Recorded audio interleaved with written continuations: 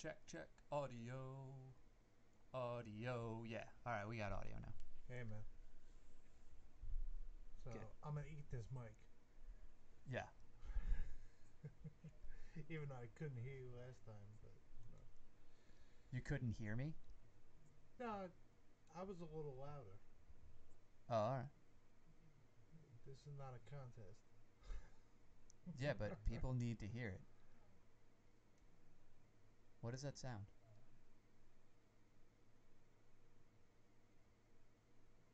You hear that, right? Do you have a video playing somewhere? No.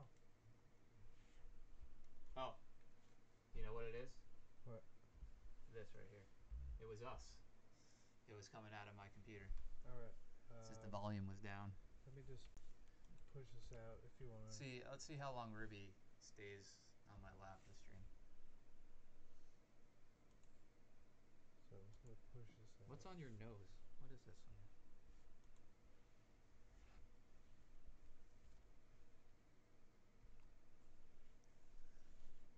So,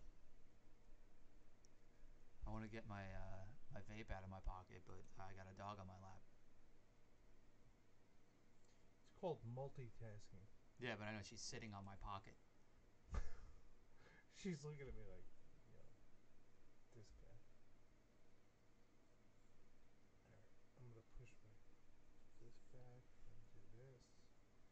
And I need to, You need to start talking about something.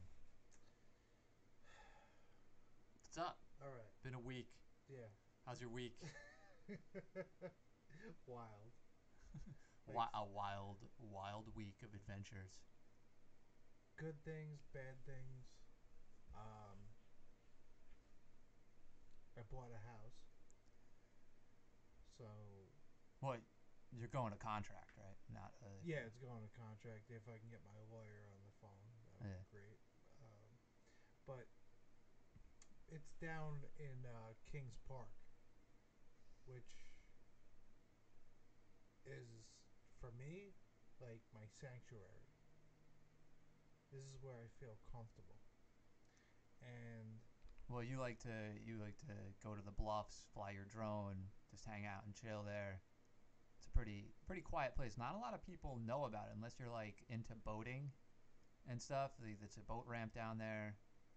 So I mean, I used to like hanging out down there because it's not a crowded place on the shore, and it's got beautiful views of the Sound and over to Connecticut and stuff like that. And you got also have the what is it? That's where the what river is that? That main river on Long Island that I can't think of right now. Some Native American name. yeah, my We'll think of it in a little bit. Nesquak. Nesquak River. Yeah, see, I told you it will come to us. And yeah, so when I walk out of the house, I can see the river. Oh, so it's near the river. Oh yeah, So can I bring my van there and park it down by the river? Not that I have a van yet. I hope so. Gonna live in a van down by the river. I hope so. Yeah, Chris Farley. You know, what a classic. What a classic. And yeah, so I walk out, and 5 houses down is the river. That's dope. And then I like that area. yeah, I've been on the other side. The neighborhood on the other side of the river is freaking amazing. oh yeah, well that's money. Yeah, especially the houses that are on the river. Yeah, Like really beautiful. yeah. But This is either way, the I think views it's are called San Remos, yeah. something like that. And walking out, being able to walk down to the water is amazing to me, Yeah. because there's something about water for me that is healing. Yeah. And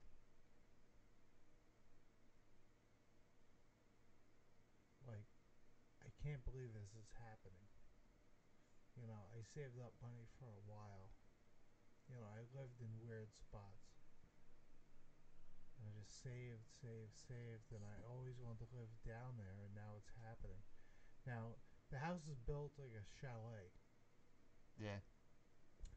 So you And think it was part? Well, you said it was built in the '80s, right? So it couldn't have been part of like an original estate or something like that, it like might have been. a gardener's house or something like that. That was like some like Vanderbilt estate type of thing. No, no, no, no. So, It's in a community, yeah.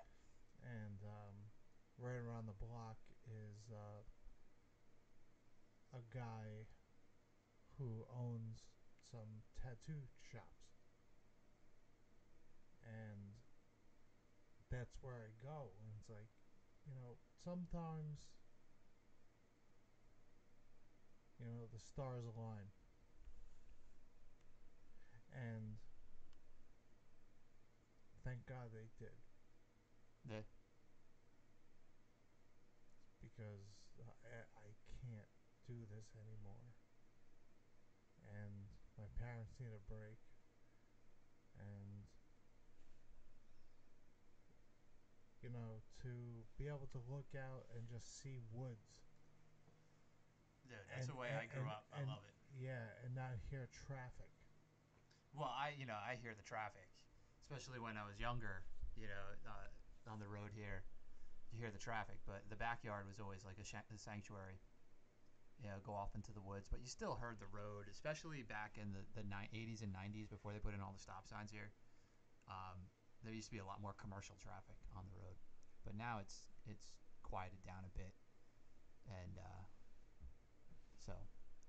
But yeah, that's a huge benefit is being like in nature like that, and near the water, and be able to just walk out into nature. That's really good. That's for like a healing thing. I like being out in the woods. Being out in the woods in the right position. Yeah, not just living out in the woods because you have to. Being out there because you want to be out there and enjoy it. Yeah, just looking out, and there's this huge deck. It needs to be rebuilt, but it's not a big deal. Um, and there's this nice bench. It's a huge bench. Probably 12 people could, fit on it, and everyone could just sit there and hang out. Cool. So And you can have all your friends over. yeah, all three of them. I was about to say. So but growing up, my mother was always like, "Oh, we're building this, because look how many people you can have here and all this stuff." And I'm like, "What are we running a catering hall? I mean, we never have people over. Why are we building a house to entertain when you have like one party a year, and you're designing everything around that one party?" It's so funny what people do. But for me, yeah, I would live in a van down by the river, and it would just be by myself. So would I. Me and my dog Me and my dog. down by the river. I just want to live with me and my dogs. And yeah, so I'm blessed up right now. I didn't know like what I did to deserve this. It's funny, like you're all like getting back into getting a house and everything, and I'm like finally fucking sold that piece of shit. I got rid of my house what 5 or 6 months ago. Well, longer than that now, and I have never felt freer in my life. Like I have just all the options in the world right now. So I don't think I'll ever buy a house again. I want to buy a boat, big ass boat, because the world's gonna flood anyway. So make sure that house is like high up above the river. It is. It is, and it's all about boats and hoes. Yeah. Bows and hoes. I want to be. I want to be at least a couple hundred. Either I'm gonna be on the water in a boat, or if I'm gonna have a house, it's gonna be at least several hundred feet above sea level. I mean, like where we are here in Greenlawn, we're like around 200 feet above sea level, so you're kind of alright with flooding here.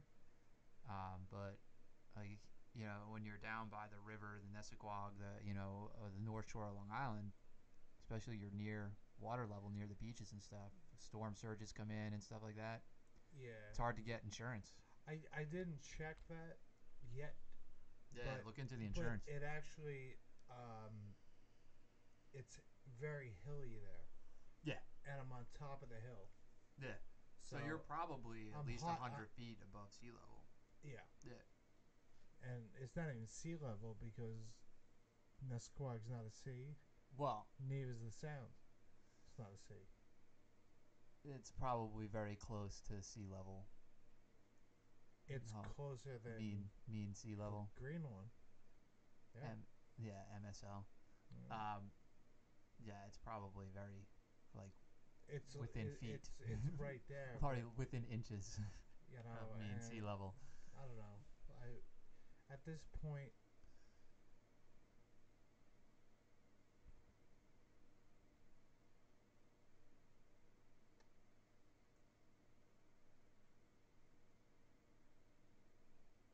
I've hit like rock bottom financially, emotionally, health, and it's like I don't really give a shit. It's not the way to live. I mean, so acquiring this property, you think it's going to give you something more to, occupy your mind, help, distract you from other issues and stuff like that, or Yes, absolutely, one it's hundred like percent. a project almost to, Yeah, because being 40, living home with your parents is not, for me. Thank God, but that wasn't the goal, yeah, and I'm so thankful for them, and now I'm just moving on yeah. and taking care of myself and trying to do the right thing.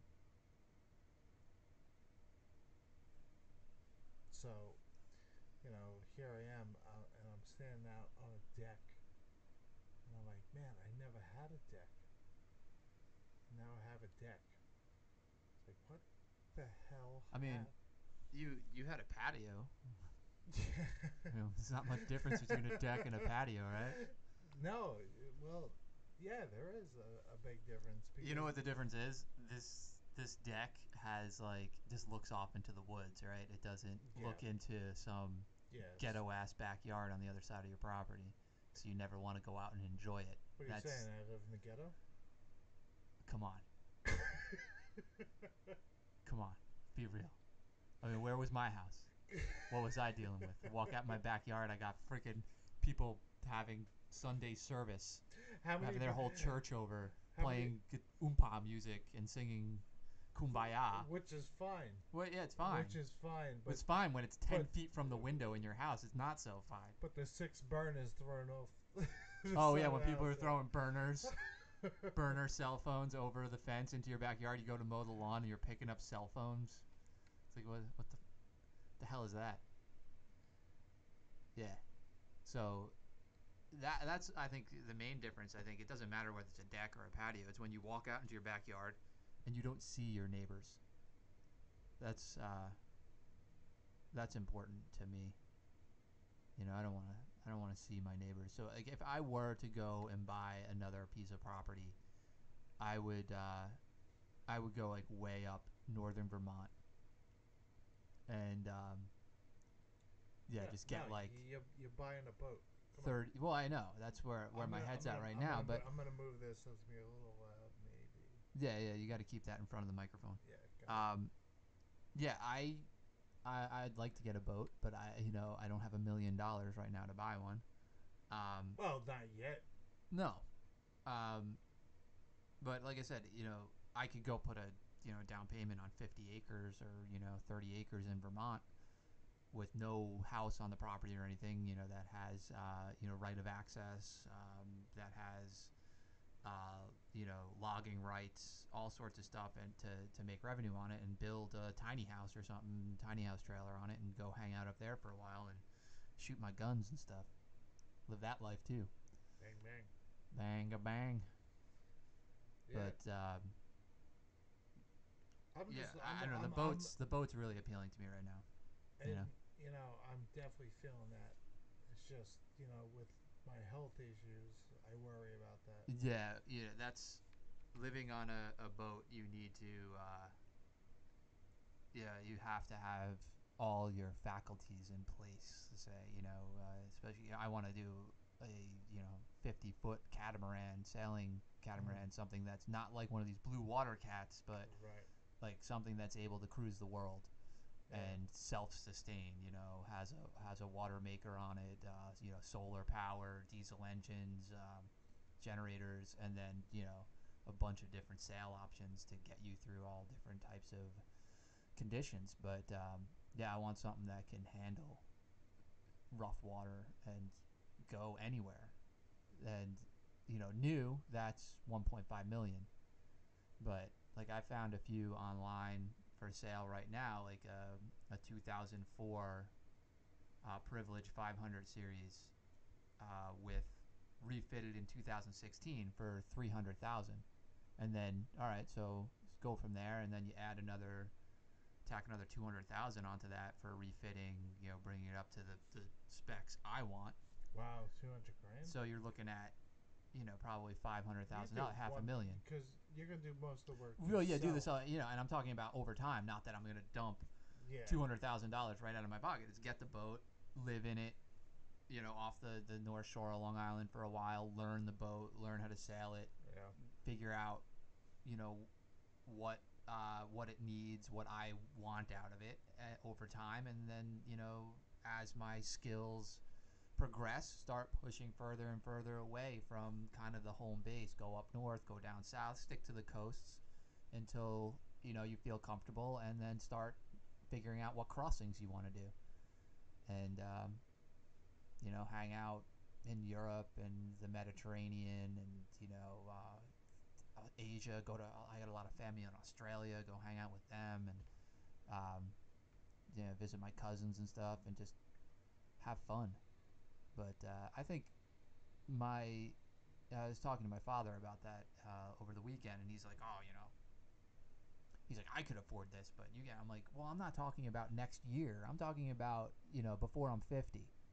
You know, that's where I want to be. So I'll spend the next 9, 10 years busting my ass working and Yeah. Yeah. having a No. good time here, live streaming and doing that stuff, Yeah.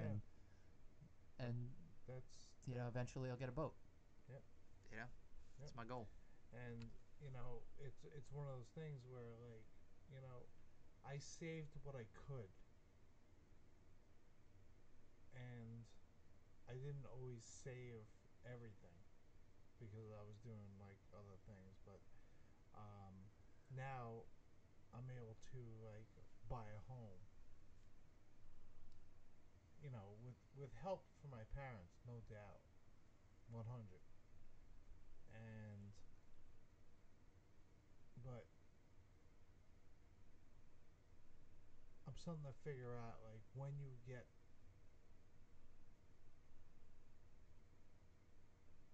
the idea where you want to be, Yeah.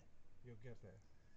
Yeah, once you have a direction, and then you just need the ambition to go after it. Yeah, yeah, Um, I've That's one thing I've been able to do in my life is find a goal and you know steer towards it and achieve it. I did it in the photo industry. I said when I was 19 I want to be a field service engineer. By the time I was 24 I was a field service engineer.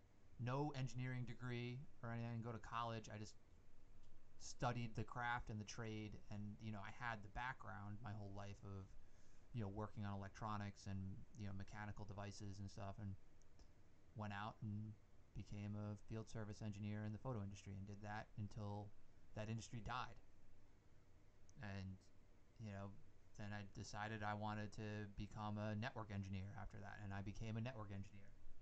Whatever. The screens go off. The screens go off.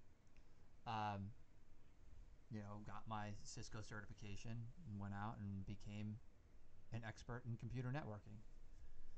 And now, on top, along with that came just like computer skills of building computers. Yeah. And I was like, all right, I'm going to build a LAN center. I built a LAN center and ran it for a few years, and then that wasn't that profitable. I learned a lot from that experience. I wouldn't. You know what I would do again? If I were to build another LAN center, I was just watching a documentary of this, and I think I want to do this. I want to go to Japan and live in a LAN center for a couple months. You can do that there. And the LAN centers have I don't even know what that means. private rooms. So I was watching this documentary. People in Japan, Why like can't in the you do cities, this here? well, because there's no LAN centers that you can do this here. You ran a LAN center. Well, I know, but there are none anymore. But they're not this style. If I were to open another LAN center, it would be open 24/7. There would be private booths with no ceiling, and you could live in it. There, you would get a membership. There would be a shower in the back, private shower room, bathroom facility, and for your daily fee or whatever, for a monthly fee, weekly fee or whatever, you could live there, and you just have a little booth with a computer in it. You get this high-end computer, access to a high-end computer, high-speed internet.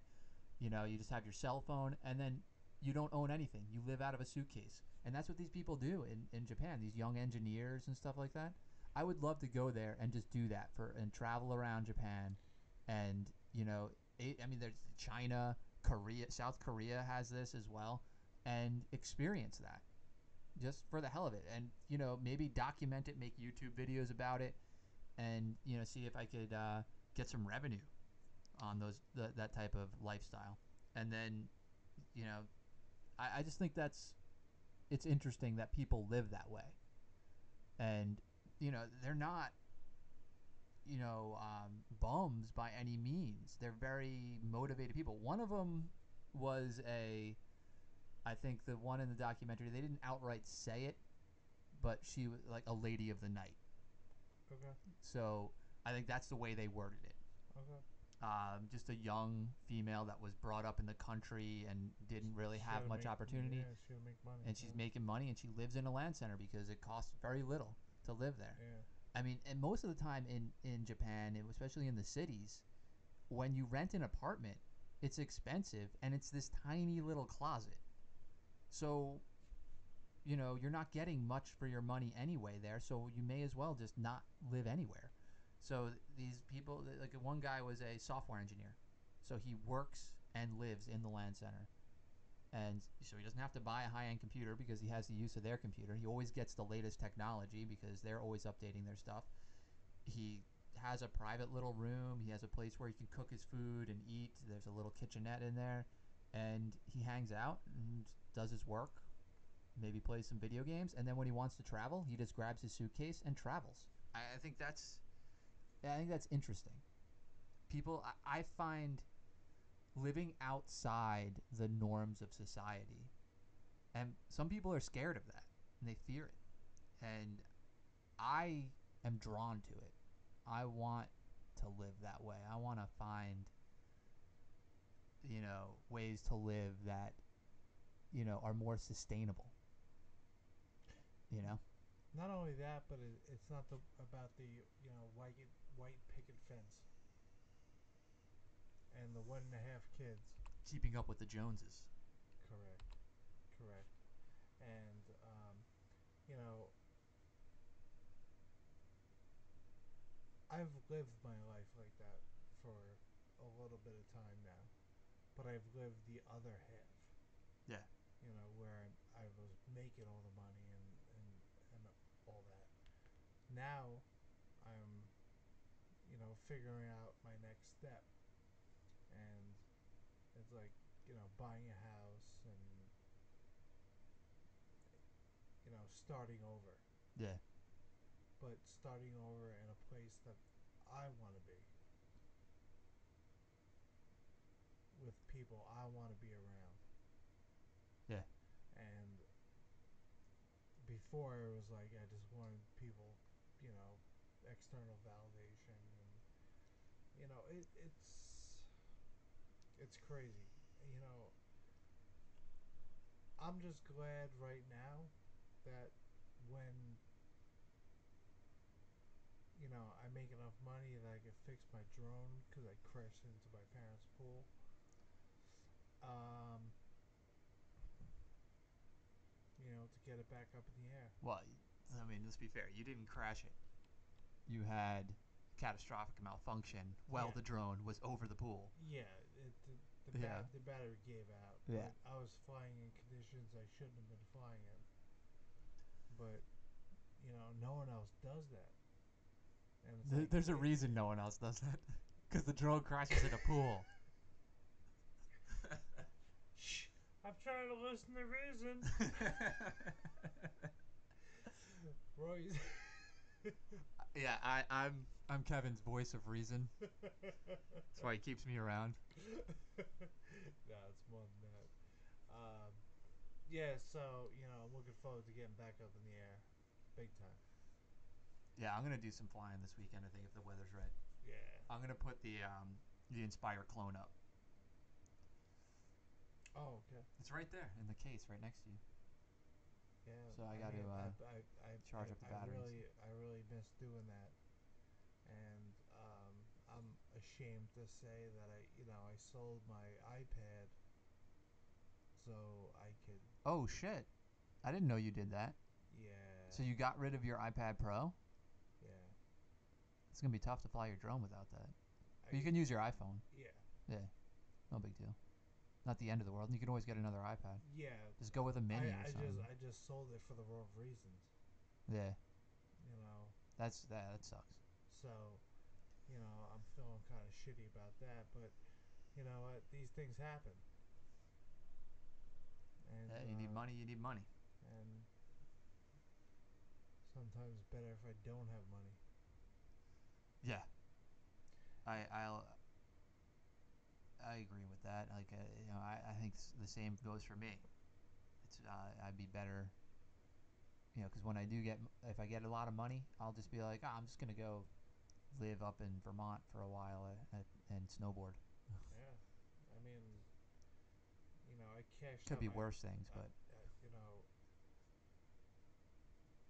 I don't want to say the figure, but I cashed out my 401k, which was pretty big, and yeah, to take a big tax hit on that too. oh yeah, I didn't give a shit, and now that's killing me. But anyway, it also afforded me to learn how to fly drones. It afforded me to figure out what I want to do with my life. And now that I figured out what I want to do, I'm going for it. Are you gonna go back and try to get the license, the FAA license, Part 107? Yeah, I got to. I mean, I failed it once. Most people do. Yeah, and it was just Is what? I'm reading, these graphs Yeah. or radar or whatever they're called. The air charts.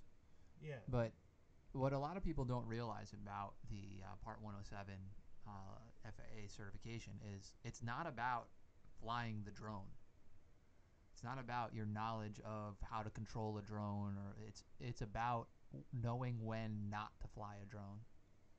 You know, um, the it's tricky. It's knowing how to interpret airport communication, um, understanding how to read charts and interpret weather, um, and understand basic navigation. So a lot of people first go into the test and they go in underprepared because they go, oh, I know everything about flying a drone. I've been flying drones for years.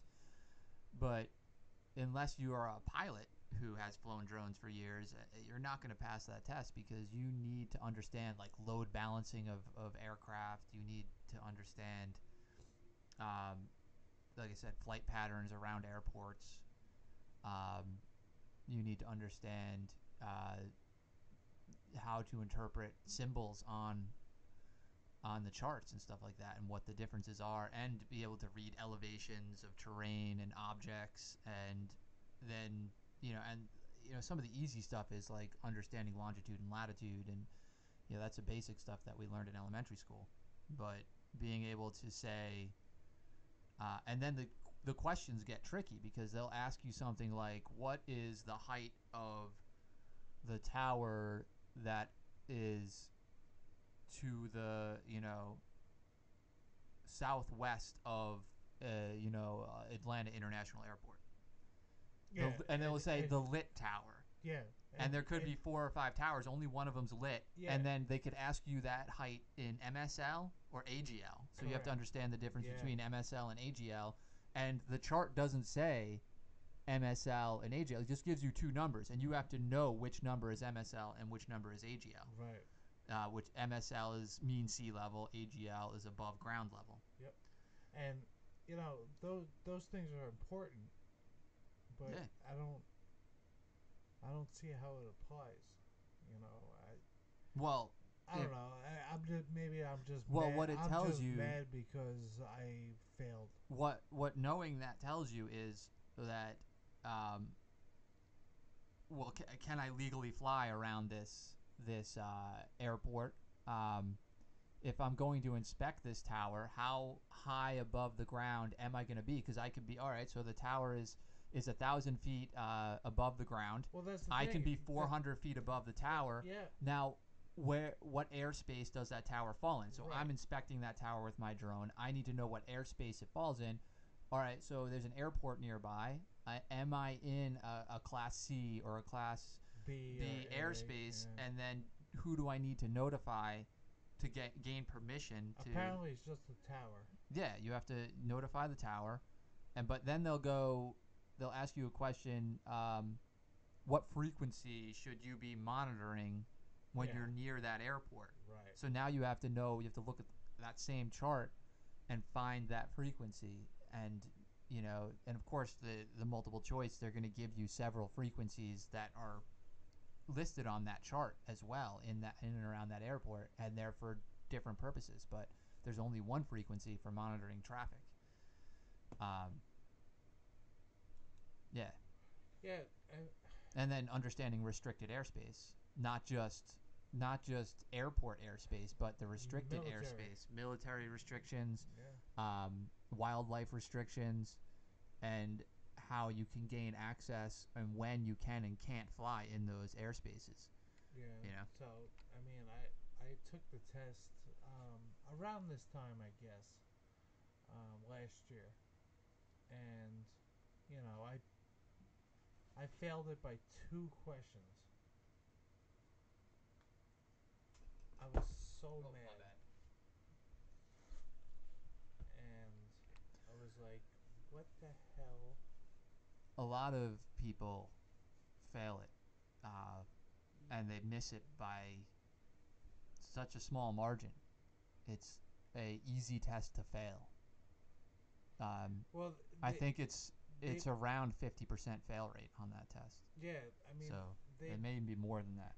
Yeah, they put in like trick questions. Yeah. Or they'll ask the same question twice in a different way. Yep. And then if you don't match up. Well, it doesn't matter if you match up or not.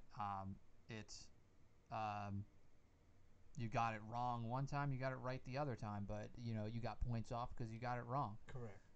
You can get both of them wrong, but then get everything else right, and you're fine as long as you. I think the pass is it's 70%. I think is pass. I don't know. Yeah, it's 70% is pass. No, it's less. It's 65. 65. I think it's 70%. I forget. Yeah. The courses I take, they hold you to get the certificate from the course. You have to get over 90%. What? That certificate means nothing. That certificate is just like you did really well in this course. So I have that cert. I haven't taken the actual license, the official test from the FAA, the Part 107, but in the course I have the cert that says you you have the knowledge to take the test. I got 100 on the course, Yeah, and then I got 60 like 62 or something or like that. yeah, Yeah. something weird. And Well, it's a different environment too. I was and You're in a testing I environment. was stressed out. You're not just sitting in front of your computer at home. Yeah, And I got this FAA teacher, over my shoulder, and there's a plane outside just like spinning revving. up. That's why. That's the, you took And it at it's what, like, at Republic? yeah, Yeah, I think I'm just gonna go to no, Farmingdale no, State University because it won't be at the airport. It'll be a more yeah, controlled like environment. I need like it to be quiet, Yeah, and everything was just like super loud. I'm not saying that's messed up. They just had you out in an open like that. yeah, Because any other cert tests I took, like in the IT industry and stuff, I mean, it's a controlled environment. They have cameras watching you take the tests. You're in a room, and there's other people in there taking tests. They may be taking a different cert or whatever. It's at a certification center.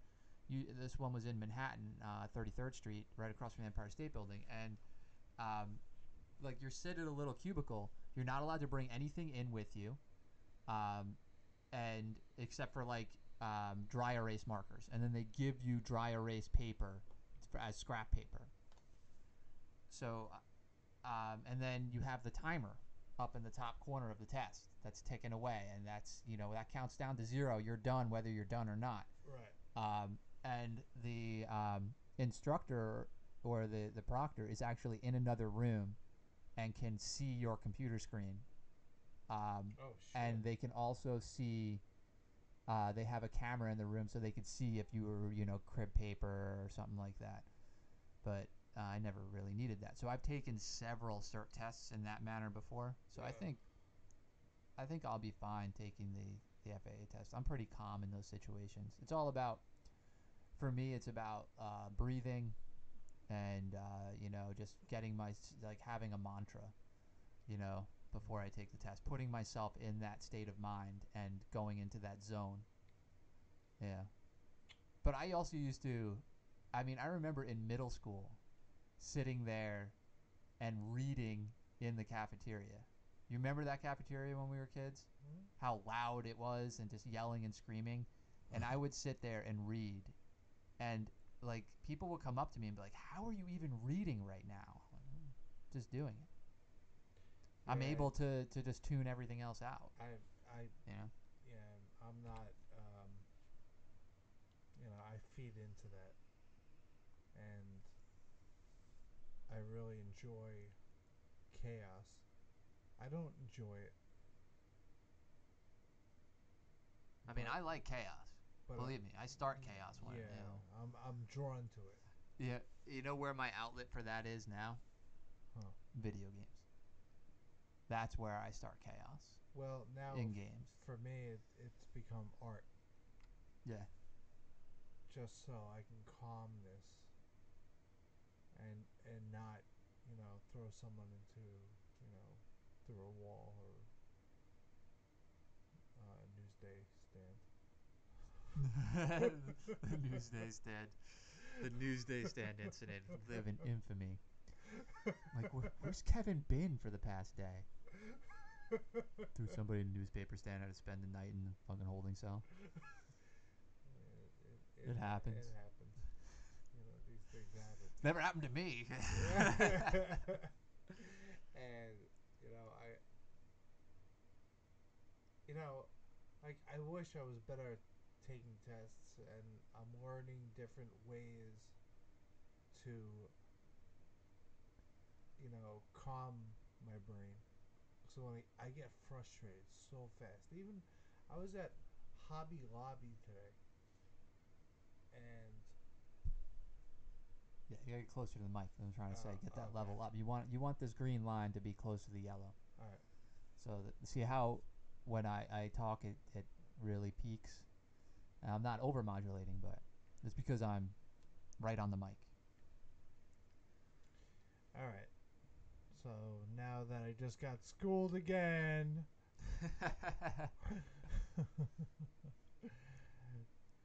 That's my boy. That it's a it's a practiced trait to have to continually talk into a microphone. It's not easy because you're used to, in normal everyday conversation, you're used to looking around and leaning away, going wherever you want. But when you're broadcasting, you need to just look at the microphone, concentrate on the microphone, and be close to it. What my trick is, my nose touches the spit guard, so that's how I do it. And I'm usually within that range. So these mics are cardioid condenser mics, so you have to be close to them to get sound. And that's why they don't pick up. I mean, you hear the computers in the background a little bit, but they don't pick up every little sound in the environment. Like if we had standard microphones, you would hear the cars driving by and shit like that outside. Is this a hot mic? It's a hot mic. Hot mic. Hot mic? Hot mic. Hot mic? Yeah. Assume. Who's Mike? Assume. And why is he hot? Always assume. No homo. This is my rule. Every microphone is hot, whether it's not. Whether it's on or off or whatever. If there's a microphone in the room, a camera or whatever, I assume it's recording. Yeah. I assume it's on. I assume that everything is live. This way, I don't say anything stupid. And you're pretty good about that too. Like when you want to say something, you're like, oh, are the mics on? Are the mics muted? Are we live? So that's a good mindset to have when you're in a recording and live streaming environment. I don't know. It kind of sounded like you just said I say stupid things. No, but you may want to say something that you don't want everybody to hear you say. Yeah. And I mean, everybody has that. They want to discuss something in confidence. Well, maybe a room with microphones and cameras and recording devices is not the room for that. That's what I always say. Yeah, no, I agree totally. And unfortunately, I have to go to the bathroom. I mean, so we can whatever. Do you want to wrap up? Or do you want to? It's up to you. We can wrap, or we can keep going. I mean, as long as I just use the bathroom. Well, my mic cut out. My headset cut out for a second. Yeah, do whatever you want. Go to the bathroom. I'll sit here and just talk. All right. Because that's what I do. Do you? All right. I'll be back. You'll be back. I'll be back. I was watching Terminator the other day. As you should be. Yes. But you should be Terminator 2. Watching Predator. Predator?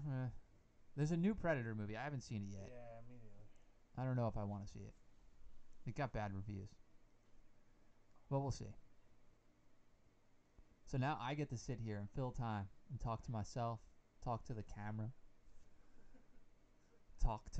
but this is what I've been doing for the past few years is producing live content on the internet for other companies.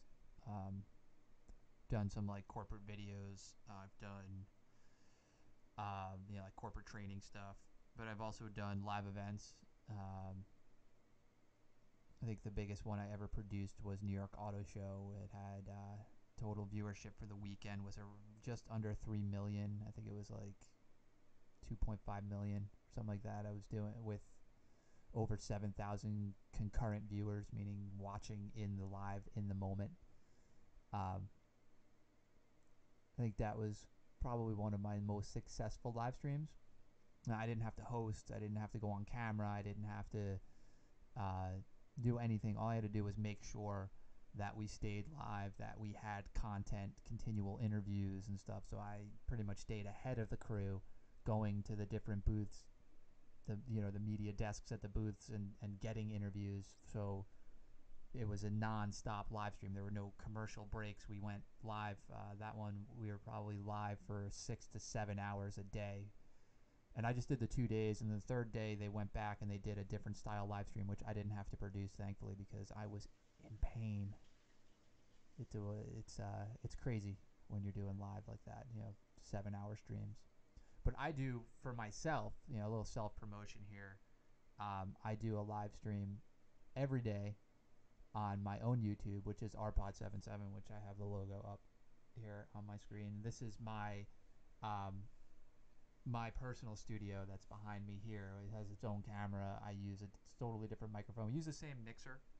I use a different encoder when I do Kevin's live stream on his channel, and we use different microphones and different cameras. So this way, because I go live at 7 o'clock, and we wrap up here usually, around between 5 and 5:30. Sometimes we'll go to 6, and then I have to quickly switch over to do my live stream, which is a video game live stream, and sometimes it's hectic if I have to move stuff and recable things. It could slow me down. It could mess up my stream, so I choose not to do that. Oh, how professional of me to have my phone not silenced. Robocalls. I should hook my phone into the mixer so we could take the robocalls live on air and mess with the people. But yeah, so my live stream 7 p.m. I play a game called Scum, and that's where I said, like, where I go cause chaos. Yesterday I killed a few people. It's a game about prisoners that are released into this environment that's walled off and controlled by the powers that be. There's drones that follow you. It's supposed to be like a TV show called Scum, and you run around and you gain fame points for doing things like just surviving, and even more fame for killing other survivors and players. And people can form squads and build bases and do all sorts of crazy stuff. I play as a solo player, and I run around and I challenge squads, and sometimes I pay the ultimate price. Sometimes I come out ahead and I win the fight. But you never know what's going to happen, and that's why I love playing the game. I love that not knowing. It's not like your typical video game like Call of Duty where you're on rails and you know what's going to happen. You never know how the game is going to play out. Every time I get on, it's something different in the environment. What are you laughing at over there? Kevin just sat back down in the seat. Sorry, I just had to go to the bathroom. I'm getting old. All right, so apparently, Get in that mic. my son, he is something at school. It's like old day school or whatever it is, and you dress up like an old man or old woman. Did your son dress up as an old woman? Please tell me he dressed as an old woman. I wish. That would be hilarious. I know. But that didn't happen. So he dressed up as an old man, and last year he wouldn't do it. He was like so self-conscious that. Yeah, but he probably saw that. He probably was more self-conscious that he didn't do it because everybody did it. Yeah, and now this year he dressed up, and you know what? Like a good little sheep following the flock. I'm gonna show you guys. Can you bring it up on the computer? It says the other computer. We could actually put it on the screen, but you'd have to open the Windows laptop. Nice. Hold it up there. Hold it up to the camera.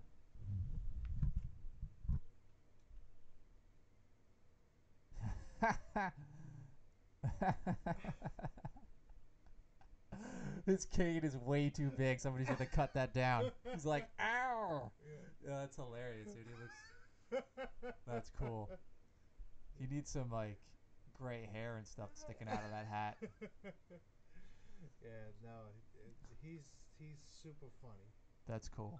And I really enjoy, spending time with him. Not only because he's my son, I enjoy trying to teach him about life and what to do and what not to do. Because I'm good at giving advice. You're just not good at following it? Yep. I think everybody's got that. Thanks for calling me out on that, but yeah, I think everybody kind of is good at preaching and then not following their own advice. I've been there. I've done that. Made the same mistakes that I've warned other people about. I'm like, oh, why did you do that? You know better. But happens. So a lot of things happen. What let's talk about the the Star Wars group that we're going alright. to, because your son Yeah. is the one that kind of led us to Actually, this group. it was Yeah. my mom. I know, but because your mom wouldn't have found it unless your son was around. Let's Correct. face it, right? Correct. Because But this was all about him. him and bringing him to Yeah. something that he would enjoy, right? Correct. And so I met up with this Star Wars group, and there's good side, there's dark side. It's called What is the good side called? the Sith. Um, it's the group is named it's the Saber Guild. Yeah, no, I'm just Endor Temple, which is I'm, the Long Island local temple, I'm just and saying like the dark side, yeah, the Sith and then what is the other side? was a Jedi. So a Jedi. It's the Jedi versus the Sith. That's pretty much what the Saber Guild is about, and they go out and they entertain, at charity events. They're a non-for-profit organization, so they Correct. go and visit hospitals. They go to conventions and they perform, and they also perform for charity. They go to Boy Scout troops and entertain and do all that stuff, and they do that to raise money, so they can continue to go and visit kids at hospitals and travel around and do the positive things. So they go and do like the boring Cub Scout blue and gold dinner, and Johnny's little birthday party where they're getting paid, so they could take that money and use it to go and So you're like fuck Johnny or? yeah. If there's nothing wrong with Johnny, Johnny does no. Little Johnny's doing a service because he's paying the Saber Guild so they can use that money to go. So Johnny's a good little kid Yeah. because he was a good boy and he got to hire the Saber Guild for his birthday party. So cute. So Kevin and I went to a meeting on Sunday, and I mean I've decided that I'm going full on into this and I'm going to join. I will too. And this week I'm going to actually participate. I sat on the sidelines last week, and you left early because you had some other obligations. Yeah. You left a little early. I stayed till the end. I got to speak to a few more people and hear a little bit more about the events and stuff they do. And I also got to see them do what they call their show off, which is guys who have choreographed routines, and they've been working on these routines for sometimes years, and they duel like they set up a stage and they duel as if they're gonna do it for a show, and then everybody kind of critiques it and gives them pointers and says maybe you can do this differently or that differently, or this works, that doesn't work.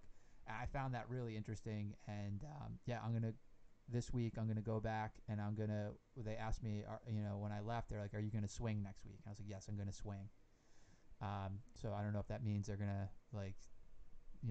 I'm gonna go into a room with some guy and his wife and swing, or if we're gonna if we're gonna swing sabers. Well, we'll find out anyway. Either way, it should be interesting and make a good story for our next live stream. We'll find out. I know. All right. So what's up with you? Are you gonna swing this week at the Saber Guild? I don't think I am. Yeah, you're gonna watch again. I need to watch again and just understand what's going on. All right. Because it was a lot. Well, what they did was at the beginning they have some guys that are obviously practiced with the sabers, and these are sparring sabers. This isn't something you go to the toy store and buy. These things cost hundreds of dollars. They have extra ones there that people can use. A lot of them are custom made, and they run the first part of the session as like kind of like a dojo class where everybody lines up and you have instructors, and they go step by step on all the different positions and transitions between positions and attacks, and then they break off into dueling groups where you're practicing actual choreographed moves, and then they go on into full dueling, and then they do the kind of like check out what we can do kind of thing at the end. It's less than missionary position. What? Where are you going? You know exactly where I'm going. Where are you going? Fine. I'll pull it back. Let's not derail at this point. We've done so well today. I was trying, but So yeah, I don't know. This is a positive thing, Kevin. This is Oh. something that you need in your life, right? So there's nothing positive about missionary. I just speechless. I have nothing to say anymore. I'm done. It's all you now. Go ahead. Fill the time. I'm shutting up. Nope. I'm leaning back. Nope. It's all Kevin. Oh shit. You can fill a few. I'm gonna go to the bathroom. You fill a few minutes by yourself. Dang. Nah, maybe we need to just wrap up. Nah, you gonna wrap, yo. I've had Before that done to me before on a live stream. Really? Yeah. He who shall not be named. Early on, when I first started live streaming out of their studio, we were doing like a video game show, and I was playing Doom when the new Doom came out, and the host of the show just got up and was like, "Yeah, you got this," and just walked out.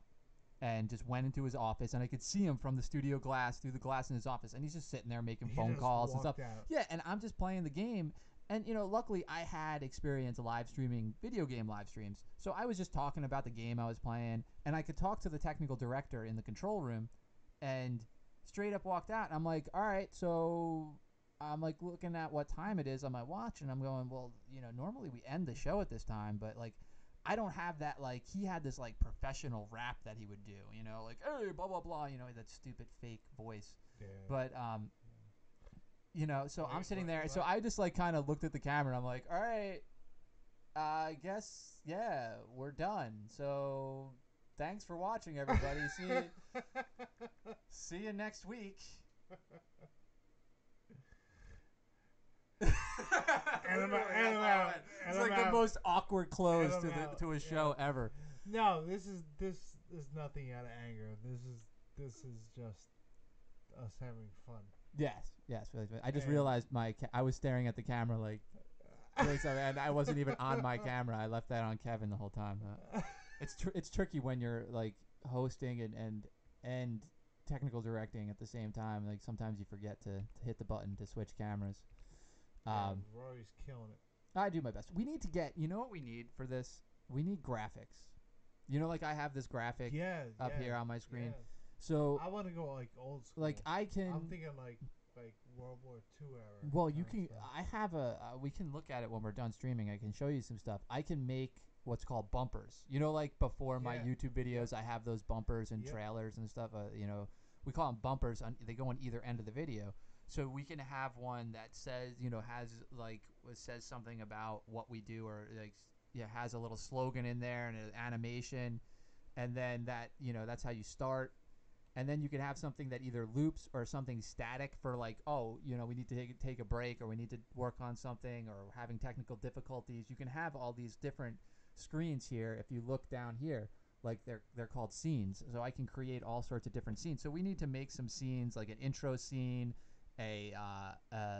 we'll be right back, technical difficulty kind of screen, and then like, thanks for watching. I have to go to the bathroom kind of scene. Yeah, we'll just have a picture of Kevin taking a leak or something like that. Or you could find like a little animation of something, a dog peeing on a fire hydrant or something like stupid like that you could put up. But or a dump of the point is we can do all that. And also what we need to work on, and we keep saying this, is we have a laptop here that is connected to the live stream, so we can bring up videos and content and pictures and stuff like that. But the problem I have now is the audio split. Like, so we can send the audio to the live stream, or we can send it to our ears. I can't send it to both. Once I get it going to both, that means we could take Skype calls on the laptop. And so and I think that's what I want. I think you need to come by on a weekend. All right. Where we can spend, because it's not something that's going to take 10 minutes. It's something that's going to take several hours. I could do Sunday. Yeah, it's going to take several hours of testing. Yeah. Of like you going to another room on Skype, Skyping, and then me listening, hearing it, and then making sure that both our headsets can hear the Skype call and the live stream, because then we have to record it and listen to it back and see. And then not only that, but I have to lip sync the video from the Skype call with the audio. So that's where it gets tricky. Another thing we work on is, because we have webcams, and we have 2 webcams. We're not using standard like HDMI cameras. We're using USB cameras. It's tricky to get the lip sync right. That's kind of why like I hide behind the microphone a little bit right now. Gotcha. It's a Yeah, way of me yeah. masking the lip sync issues we've had in the past. The sync. And Yeah. if I sync Kevin's camera to the audio, my camera will go out of sync, and vice versa.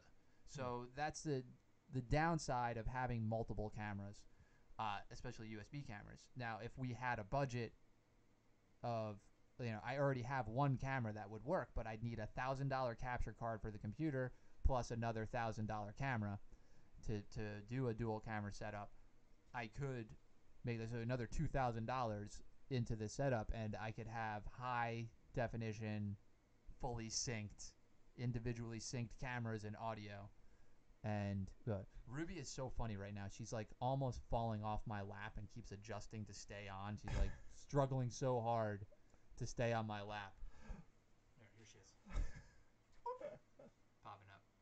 She keeps like slipping. Her hind legs keep slipping off. Hello. You're famous, Ruby. Hello. You're famous. Hello. Yeah, no, it's, this is a lot of fun, and it's amazing, what happens when you surround yourself with talented people. Amazing. Rory, Efren, Sean, Noble Vices. Yeah. And you surround these people with what you have. And,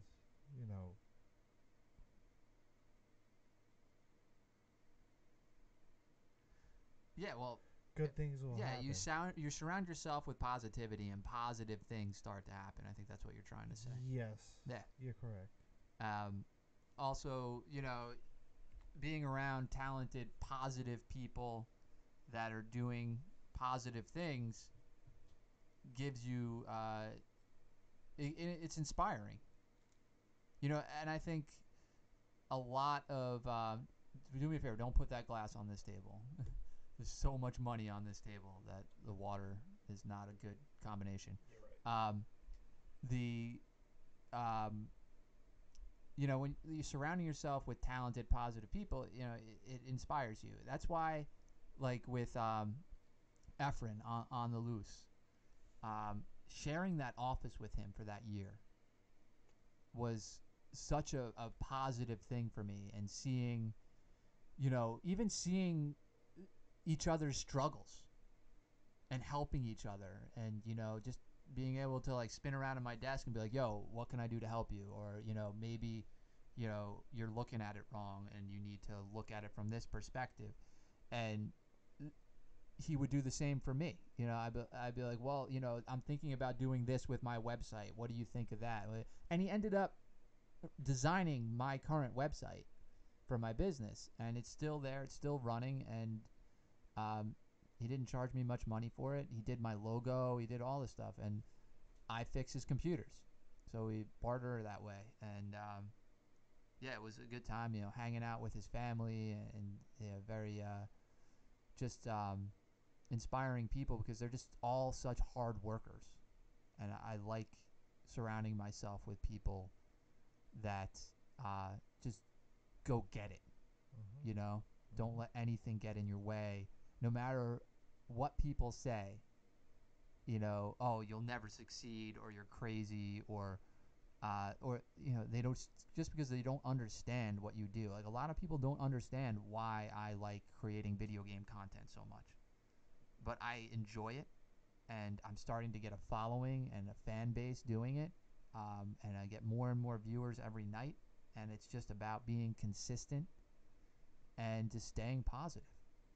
And that's all I think about every day, is just what can I do to just be consistent, create some content, and good things start to happen. That's just what I've been striving to do the past few months.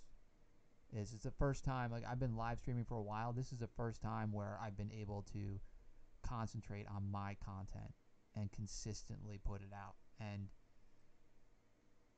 you know, a lot of people, other streamers, other gamers are, you know, sometimes they hate on it. They make fun of it. But I don't put any credibility into what they say, because a lot of it is they wish they could be doing it too. Right. They wish they could create high quality content, and they could. A lot of them are very talented gamers, but they don't have those positive mindsets and forces in their life to push them in that direction. And I try to do that for people, and I have helped a lot of young streamers and gamers create content and push them to. Some of them are partnered. One of them retired at 24. He's not like retired from life, but he retired from streaming. He streamed from 19 to about 24, 25 years old, and you know, he graduated Stony Brook University and got a degree and everything while he was doing that, but he supported himself from 19 to 24 playing video games on Twitch TV and made a decent amount of money. He was making 5 figures playing video games. I mean, not many people have done that. Now, you know, our friend Spoon is a Twitch partner, and he's having problems right now. I got to help him out with, because he's, when you run into technical problems and you don't have the money to invest in it, it can really put a stress on your stream and your ability to create content, and then you start to lose your community. So I got to get in touch with him and see what he needs to get his stream up and running and get his community going. You know? I love that boy. Yeah, he's a cool kid. And he's super talented. We got to get him in here and get him for real, and get him talking with us. Yeah, he's a funny guy. You know, I invited him to come to Saber Guild. I didn't hear back from him. Good. Because he's a Star Wars nerd like us. And it was like, I'm not gonna talk about his stuff, but I just want to give him a hug and just say, I understand. Yeah. Yeah, you guys can relate more. Yeah. On a lot of things. I mean, in a different way, yeah. But I understand loss. Yeah. And, so I'm sorry. Yeah. You got to go there towards the end of the stream. I guess so. Let's try to be positive here. I know. Try to be positive. You did. I try to bring it back positive. I'll bring it back dark. God. No, these are real things. Yeah, I know. I know you like to keep it real. Keep it 100. 100. And I haven't seen him in a minute. Yeah, I'm going to I'll reach out to him this weekend and see what he's up to. Maybe we can get him in here next week. Yeah, it's I think he's working, but good. He wants we'll get someone else in here. He used to work for me. He wants to work for me again. I would like someone else in here. Yeah, we have enough room to fit at least one more person on that side of the table. Or this side. Nah, no one knows on my side of the table. My chair is too big. Oh, my chair and my ego. That's what she said. She said I have a big chair. You know what big chairs do. Anyway, well, we should wrap now. That we're more positive and being funny. Yeah, let's wrap it on that. Here, you're rapping. I'm throwing it to you. All right. I want to thank Rory for all his help with me, and again, if no one told you they love you today, just know I did. Thank you.